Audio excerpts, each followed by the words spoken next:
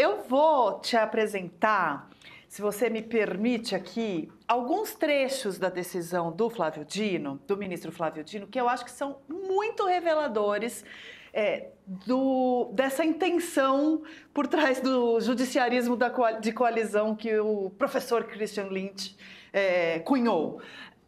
Olha só, entre outras coisas, o que ele fala é que o orçamento, né, dessa forma, é uma engrenagem flagrantemente inconstitucional, montada a partir de 2019, que coincide. Na verdade, ele traz um pouquinho mais para dentro do governo Bolsonaro do que o Christian, que retoma ali desde a Lava Jato, né?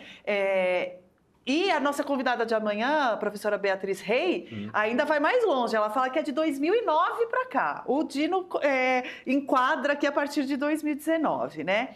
E aí ele fala o seguinte, que jamais houve tamanho desarranjo institucional com tanto dinheiro público em tão poucos anos.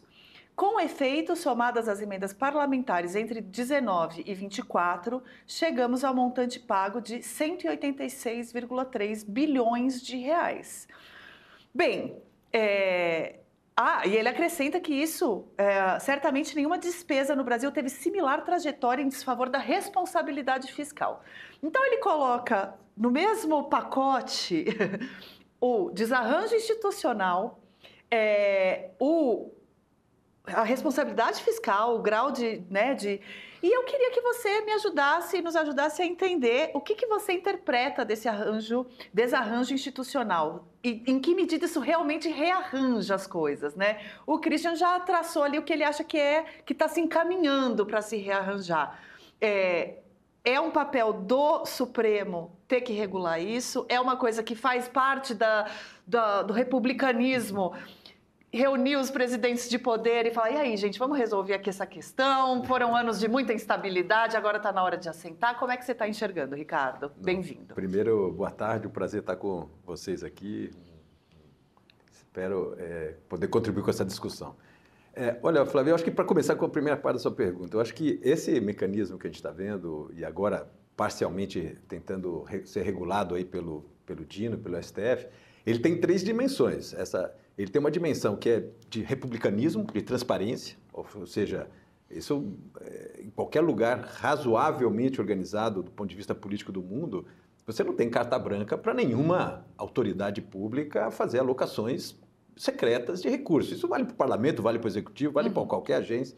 Então, assim, você tem uma correção do ponto de vista de procedimento republicano. Você tem uma segunda dimensão, que é essa questão que o Christian também já abordou, que é um pouco da relação de poder entre executivo e legislativo. E que, de fato, desde daquela trombada da Dilma com o Centrão, que começou com a denúncia do Eduardo Cunha, então presidente da Câmara, e depois com a limpeza que tentaram fazer na época, depois a crise do governo Temer, que ficou muito refém do legislativo, e isso se aprofundou muito no Bolsonaro, a ponto do Bolsonaro nomear um representante do Centrão para a Casa Civil, que é responsabilizado pelo orçamento. Então ele juntou as duas pontas, ele botou o executor do orçamento dentro da Casa Civil, como ministro, e o presidente da casa, principal da Câmara, também, seu parceiro, aquilo fechou o circuito. Sócios, né? E tem uma terceira dimensão aí, Flávio, que é a questão de como que essas verbas de orçamentos secretos estavam sendo usadas para a máquina eleitoral desses deputados. E o que a gente viu nas eleições, principalmente essa agora desse ano, foi que a máquina eleitoral funcionou muito bem. Esses 30 a 40 milhões de reais que cada um dos membros do grosso do Centrão usam na sua base de maneira bastante livre, resultou num processo de capacidade de eleitoral gigantesca. Então, acho que fecha um pouco, tem três dimensões esse processo, e essa correção de rota que a gente está vendo agora, acho que resolve parte desse problema. Não acho que resolve inteiramente, mas é um capítulo fundamental. Agora, você falou dos deputados do Centrão, o Christian também falou muito disso, mas me parece que De maneira geral, os únicos interessados em mudar esse mecanismo são o executivo e o judiciário, né? Porque, do ponto de vista do legislativo, tá todo mundo junto, usufruindo desse autocontrole orçamentário, né? A gente fala muito do Centrão, porque, sem dúvida, é a máquina mais bem azeitada de lobby por verbas e foi a mais beneficiada, mas é um mecanismo que atende a todos os parlamentares, né? É um mecanismo que atende a todos, mas eu acho que a distribuição dentro é um pouco diferente em termos de proporção. Então, quem está mais próximo da cúpula do Centrão, ele tem benefícios maiores do que quem está mais distante, porque tem uma troca de favores aí também. É o parlamentar que recebe parte dessa verba da coordenação do Centrão, né, da cúpula lá do alto clero do Centrão, ele precisa devolver em voto, ele precisa devolver, não no voto para o executivo, mas voto orientado pela essa cúpula. Então você tem também uma certa assimetria entre esse grupo aí. Mas eu diria que tem uma segunda dimensão, que você também mencionou, é que o Congresso brasileiro, se você pegar o perfil do Congresso nos anos 80 e 90, ele tinha muito mais parlamentares de opinião. Eram parlamentares que defendiam algumas teses, mais à esquerda, mais à direita, mais à economia, mais nos temas sociais, e que eles prescindiam um pouco dessa lógica muito provinciana de você repassar a verba para a sua base.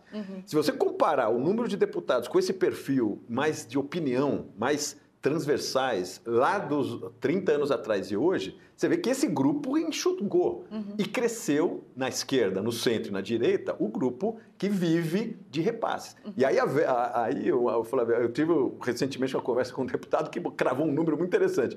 Ele falou o seguinte, olha, é um cara do Centrão, ele é do União Brasil, do Nordeste, e ele falou, olha, a gente tem uma regra do ponto de vista eleitoral que é muito clara. Você tem uma base territorial, quem levar um recurso próximo de 30 milhões durante o mandato, por ano, leva às próximas eleições. Se eu não levar, se eu não entrar nesse modelo e um outro entrar, com o governo estadual, vinculado a uma estatal, esse cara leva a eleição de mim. Então, você tem razão no meu momento que alguns parlamentares que entraram muito forte nessa lógica territorial de repasse de verba, eles disputam, sim, com um concorrente, às vezes nem ideológico, um concorrente local de levar. Então, o cara se viu, a fala dele foi no sentido, eu sou meio obrigado a entrar nesse processo, porque se eu não levar e o outro levar, ele falava o seguinte, daqui a 2 anos você vai me chamar para essa conversa de novo? Não, porque eu não vou estar eleito. Então, você tem razão, ele viciou uma parte do Congresso, mas está vinculado também ao perfil que mudou, infelizmente, mudou muito do Congresso de parlamentares mais de opinião, mais de debate, para parlamentares mais territoriais vinculados a esse tipo de processo. Agora, eu acho que tem um jogo interessante aí. O Christian mencionou, né, o fato de que o Dino, entre outras coisas, está no Supremo. Ui, peraí, derrubei meu retorno aqui. Está no Supremo para cumprir um pouco esse papel, né, dessa dobradinha.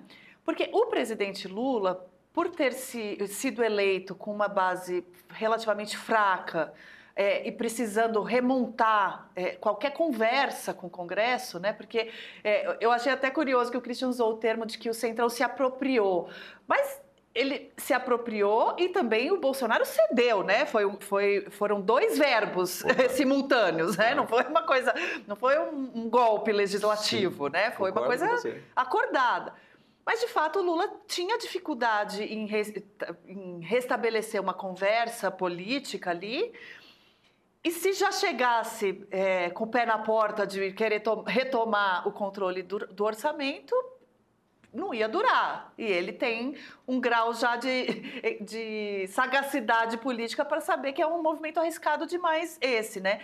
E aí, então, ele deixou para o Supremo agir e fazer. Então, e pode ficar um pouco, claro que não há bobo no futebol, né? Aliás, parabéns aos botafoguenses, mas antes de tudo vai Corinthians. Mas não há bobo em Brasília, então é claro que o Lira e o Pacheco sabem perfeitamente o jogo que o Lula está fazendo. Agora, ainda assim, reduz um pouco o desgaste do Lula, ou não? Ou Lira e Pacheco sabem exatamente de onde está vindo essa conta? Não, eu acho que tem, sim, concordo com você, com a sua tese principal, mas eu diria que tem um outro elemento que eu queria colocar para seguir na sua conversa. Eu estou entre aqueles que acham que o Lula perdeu as eleições em 20. Ele perdeu as eleições nos estados, nos governos, agora, Em 24? 20, não. Calma. Quando estão falando em 22, desculpa. 22. Ok. 22. A leitura ali do jogo político eleitoral, o Lula ganhou a presidência por 0,5%, no ambiente onde o candidato, o candidato, o Christian falou, com baixa qualidade intelectual, mas é muito pior que isso, certo? É de um nível de primarismo, assim, de agressividade, essas coisas, que é muito surpreendente um sujeito desse ter 50% dos votos no país. O Lula ganhou por uma fração mínima. Todas as outras eleições ele perdeu, para o Congresso, para os governos estaduais, para as Assembleias Legislativas. Então, assim, o cômputo geral é que o Lula perdeu as eleições, com exceção desse 0,5% ali num candidato muito ruim. Então, ele sai muito fragilizado desse processo eleitoral, não fortalecido.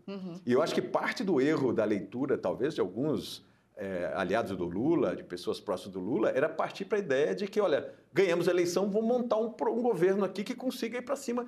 Cara, eu acho que ali foi um erro de leitura. Aí, dado esse processo, surge naturalmente, nesse processo de politização da Suprema Corte, que está cada vez mais entrando em temas que deixam de ser constitucionais e vão para o mundo da política e da política pública, né?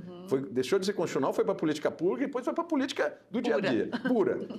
E, de fato, entrou no jogo de coalizão política, que antes era executivo-legislativo, hoje é executivo-legislativo, mais a Suprema Corte, mais outras instituições, que eu vejo isso como um problema de longo prazo gigantesco. Tem soluções práticas, e o Lula é um pragmático da política, ele usa isso a seu favor de maneira muito hábil, e fortaleceu, inclusive, essa relação com toda a tentativa de golpe, todo o enfrentamento que o Bolsonaro estava fazendo com o STF e com o Judiciário.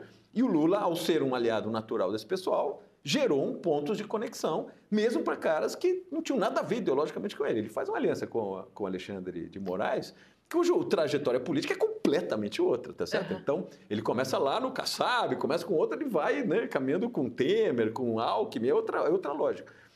Mas ele faz essa aliança e, obviamente, eu acho que o Dino, ele quando sai da condição de ministro, ex-governador desse grupo de centro-esquerda e vira o ministro do Supremo, de uma corte constitucional, que a principal função é constitucional, tem outras funções, eu acho que é o sinal mais claro possível de que ele está colocando um operador lá, né? Um operador de caráter político, é um juiz de carreira e etc., que estava muito tempo afastado, mas assim, ele aprofunda essa lógica de politização, não no sentido que já era muito ruim de política pública, mas de política de montagem. E ele, cada vez que a gente assiste decisões desse tipo, que foi tomada hoje de manhã, esse vínculo fica muito mais forte. Agora, eu chamaria a atenção o seguinte: ok, nesse momento agora, principalmente porque ele está em cima de temas que são complicados mesmo, né? Principalmente o uso das emendas da maneira completamente não republicana e que a gente está usando,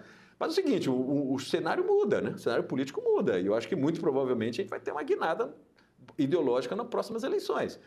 Se essa relação continuar, alguns caras que estão comemorando, olha, veja bem que essa operação está funcionando, eu diria o seguinte, vai para o outro lado, pode ir para o outro lado. Então, eu vejo como muito problemático, mas acho que é um processo que vem acontecendo. Não foi o Lula que criou, acho que ele é um pragmático, sobrevivente, e ele operacionaliza isso, mas eu acho uma tendência muito, muito perigosa.